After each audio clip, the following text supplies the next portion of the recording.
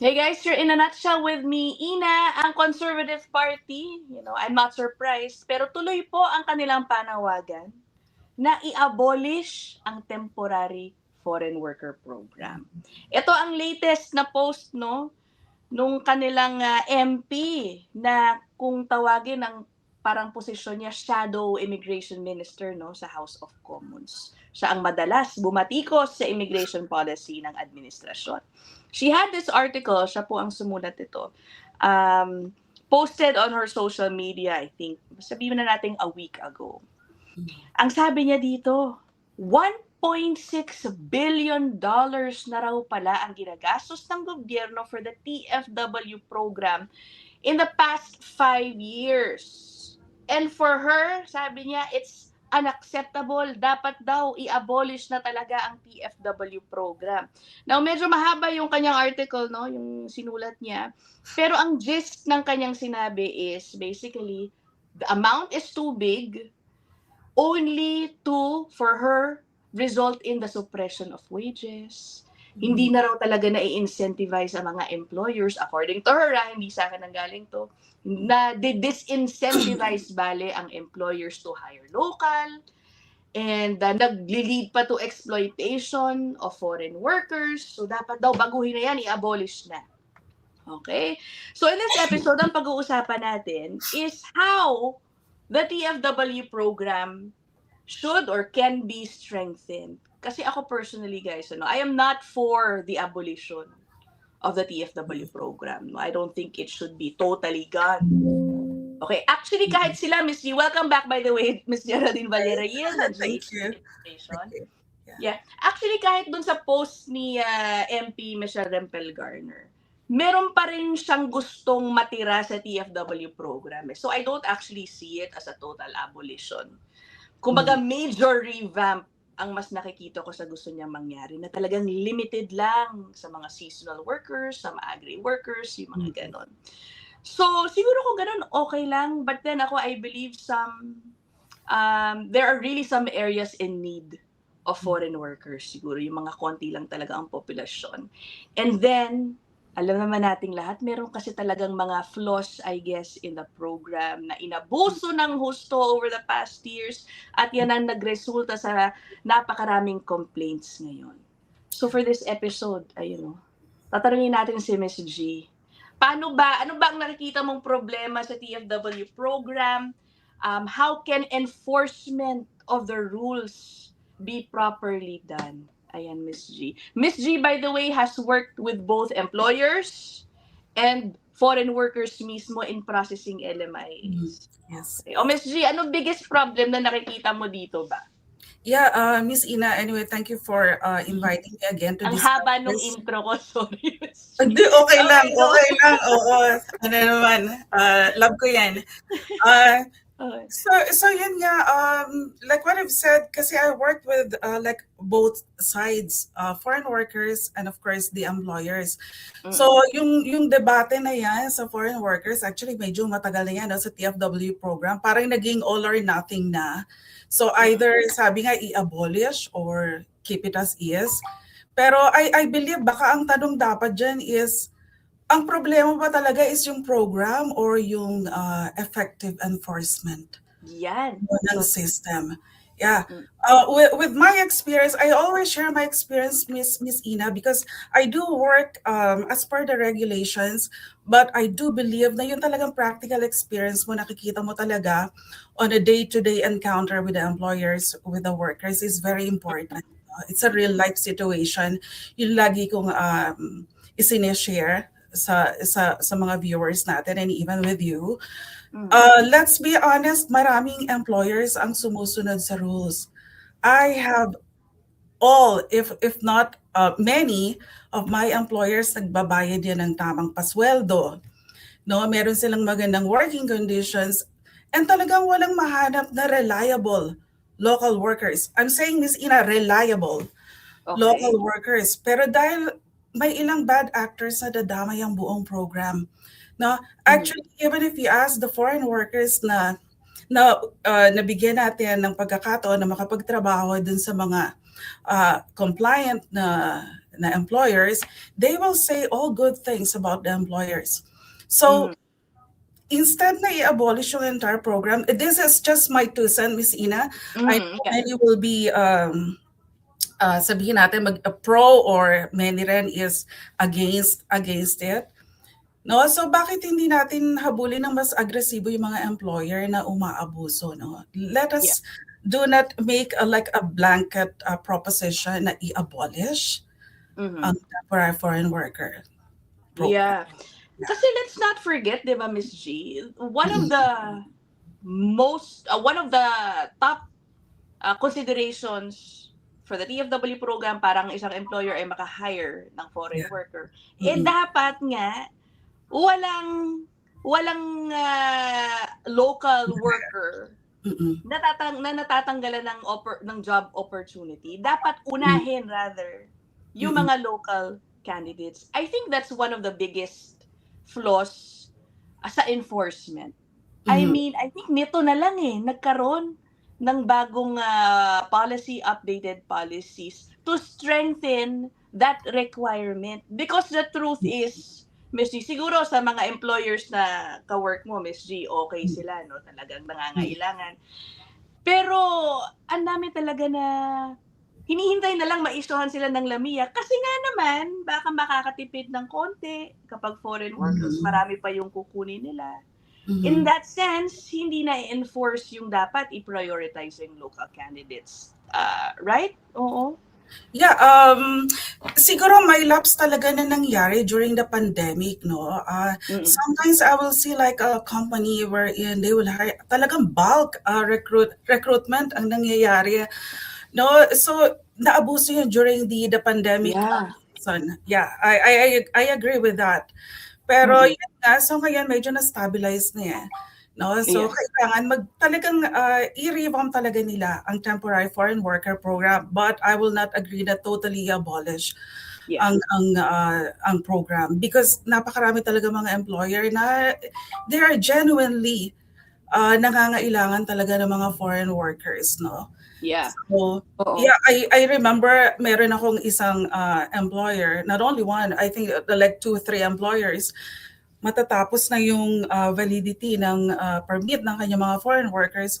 They even reach out to me, Geraldine, what can we do? Sino ba raw pwede nilang lapitan sa gobyerno para lang mapatunayan nila na talagang nangangailangan sila ng mga foreign workers because they cannot find a reliable local permanent residents or Canadian citizens. No? Yeah. Legitimate talaga ang need. So, yeah, in that one, meron namang pagbabago sa di ba? Sabi ko sa'yo, mas napahirap. Ngayon, ang pag-advertise ng job, it's really a challenge for employers. Kahit yung mga consultants and mga recruiters. No, sometimes it is, I won't agree during the NCIC. I don't know if you will agree with me, Ms. Ina. Even the director mentioned, ESDC director mentioned, if the employer receive even thousands of resumes for the job posting, the expectation of ESDC is interviewin lahat yung mga nagpasa ng resumes. Yan yung ngayon, policy ngayon, Ms. G. Yes, oo, kasama yan sa policy ngayon. But that is the real expectation from ESDC. Imagine, Ms. Ina, let us say one cook, merong 1,000 na nag-apply. I have like decades of experience in recruiting.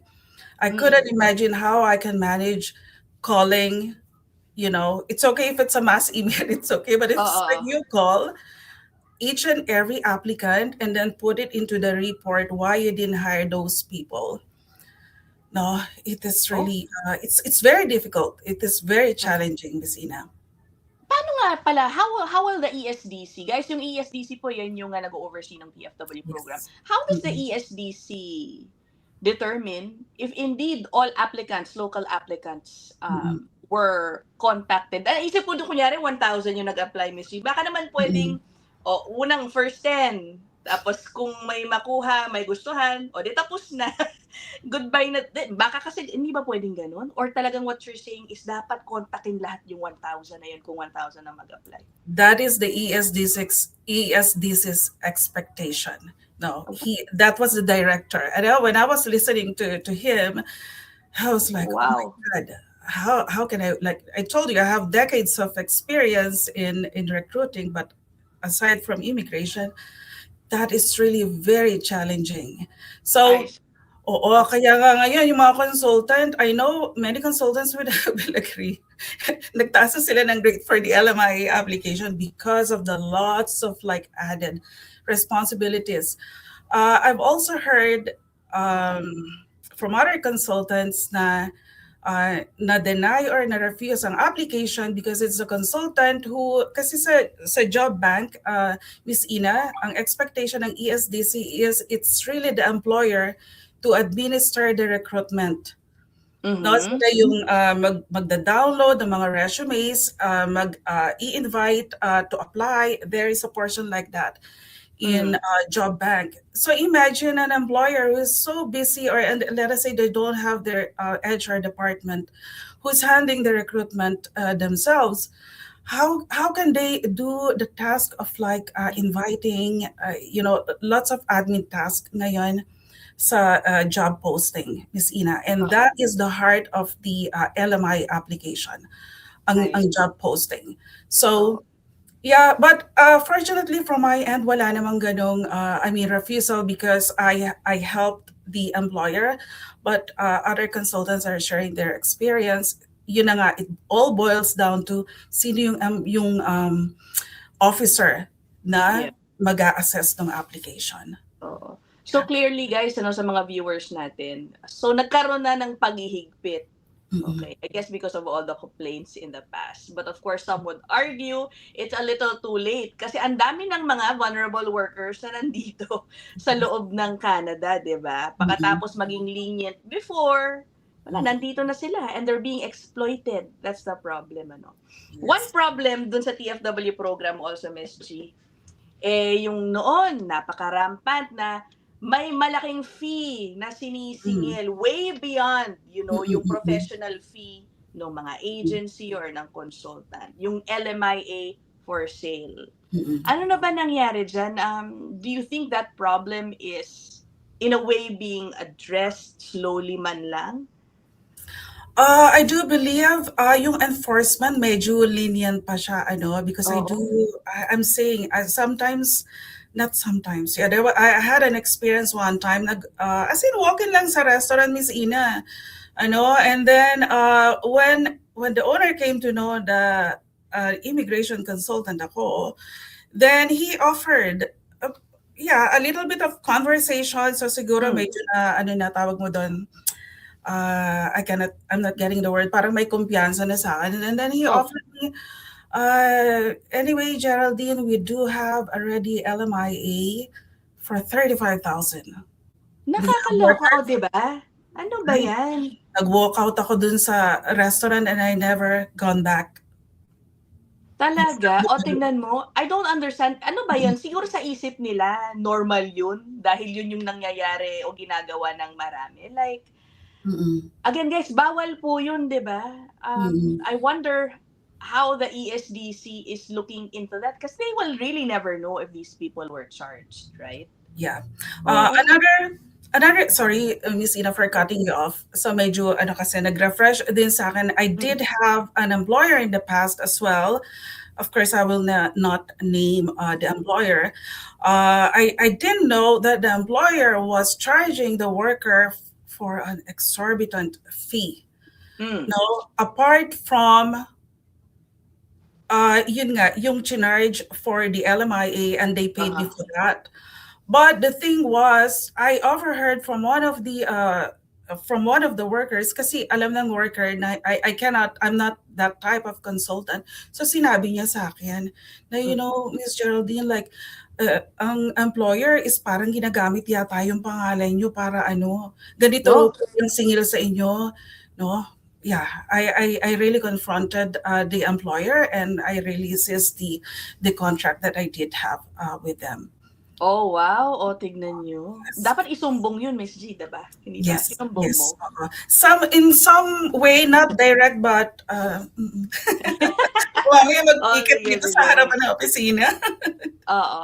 Yeah. Another concern dito sa TFW program is yung parang sumobra na daw, no, according to critics, yung mga TFWs in urban areas. What do you think about that? Do you think it should be limited only to rural and remote areas?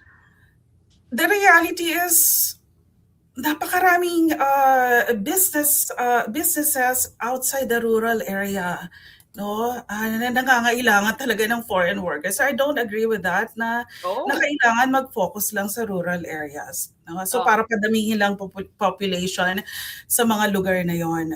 Napakaraming employers, businesses na nagsasuffer because of the new enforcement sa foreign worker program. So siguro, Miss Ina, because we're talking, ano ba yung sample or my recommendation para ma-improve ang system. Yeah. So alam mo naman natin kapag tax season, halos lahat, hindi lang mga businesses natatakot sa CRA. Diba? Kasi alam natin na pwede tayo ma-audit. Yeah. So sa TFW program, marami talaga nag-iisip na feeling nila hindi sila ma-audit or mababa yung chance na ma-inspect sila.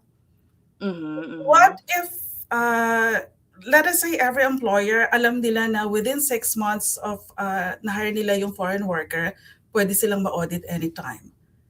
Diba? Pwede, no? Parang mandatory. Oo, bilang dahil pinapayagan ka namin mag-hire ng TFWs, yan ang kapalit. So, para siguruhin mo na tama lahat ng ginagawa mo, there will be a mandatory audit every half year. Why not? Oo nga naman, no? Yeah. So, pwede rin nating sabihin na, kasi minsan ang government nagtatanong yan sa employer kung compliant ba sila based on the TFW program rules. Siyempre, sasabihin ng employer, yes, we are compliant. Hindi. Yeah. So, bakit hindi rin nila tanungin directly ang mga workers, ang mga foreign workers, right? Yeah. Something like after 3 months, let us say, or a month, makatanggap ng at least mga text message or call or email mula sa ESDC, tanungin nila mga foreign workers na re-receive ba talaga nila yung mga sweldo na pinangako sa kanila. Right, right. Yung working conditions, nagbayad ka ba ng recruitment fee or for your LMIA? So, I think that's what's lacking talaga before, Ms. G. Parang nabigyan na ng LMIA, dumating na yung worker, and then that's it. The only time, I think, ang basa ko noon, the only time an inspection is going to be done or the only time na may imbestigahan ng isang employer is pag meron ng problema, meron na nagsumbong. Exactly. Pero kung wala, tapos yung ang kadalasan ng sitwasyon ng mga foreign worker, titiisin nila ang being underpaid kasi nga feeling nila, naku, wala na akong mahahanap na ibang employer kasi naka-closed work permit ako. So the exploitation just happens, no? It's real. Ganun lang. Oo. So kulang nga ng inspection or mandatory inspection after dumating yung worker dito. Yeah. Exactly. So, ano pa po? Nag-share din ako Ina sa'yo kanina yung list ng mga non-compliance or yung mga violators. Diba? So not everyone, I know it's a public document, public information. No? Yeah. So I do believe, so sabi nga ni nung ating si Michelle, PM ba siya or Michelle? So, MP siya, MP, sorry, not PM. Pinromote ko naman siya. So if PM Michelle is, MP Michelle is saying na ang mga taxpayers daw were spending billions or millions to administer the foreign worker program. Tama naman yun. We deserve, being Canadian, being PR, you, myself, Miss Ina, we deserve transparency. Yeah. So, kung yung restaurant inspections are public, bakit hindi rin isa publiko yung mga serious TFW violations? So in that, I know it's a public, information, pero if they can do better, no? So parang dumatakot naman yung mga employers na talagang nagba-violate dun sa rules. Right. Another point then, Ms. Ina, is yung sa giving freedom, more freedom for workers, no? So to move. Yes, Oo. sabi mo nga, maraming workers nananahimik sila because it's not that because they are happy but because natatakot silang mawala ng status, Yeah. Oo. 'di ba? So if a worker can leave or can easily leave yung mga abusadong employer and then makalipat sa bagong employer, so I would say mawawala yung power imbalance diyan, 'di ba? I Yeah. know there is a vulnerable open work permit in place, no? But then I have experienced the program, no? Ang processing time, even for that vulnerable open work permit takes time, no? Oo. Kahit pa mag-web form ka, mag-follow up ka with IRCC, ang tagal. So kung ikaw wala kang kamag-anak, wala kang, as in bago, wala kang masyadong kaibigan sa Canada, hindi ka makapag-work dun sa abusive employer mo and you applied for a vulnerable open work permit, paano ka mabubuhay sa Canada? Oo. Tsaka yung ano ba reality, Miss G, nung kunyari nakakuha naman ng VOWP, 'di ba it's only for 1 year.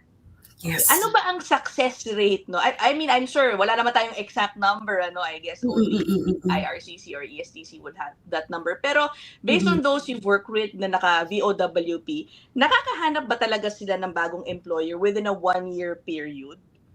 It is possible, Miss Ina, na makahanap Okay, okay within one naman. All year. right. Oo. And I would say, I don't know if many will agree, pero parang medyo nakakaramdam na rin ako ng abuse dyan sa vulnerable open Ay, work nako, permit. isa pa yan. Di Oo. ba? Oo, totoo Ngayon, yan. Yes, totoo yan. Minsan lalapit sa'yo, magtatanong sa'yo, sabi ko sa kanila, no, I don't see any reason or any abuse that is happening. Sabi na, kasi sabi po nung ganun, meron po kaming katrabaho na nakakuha po ng vulnerable open work permit. So we really don't know the mechanism IRCC is using in identifying the abuse. yeah.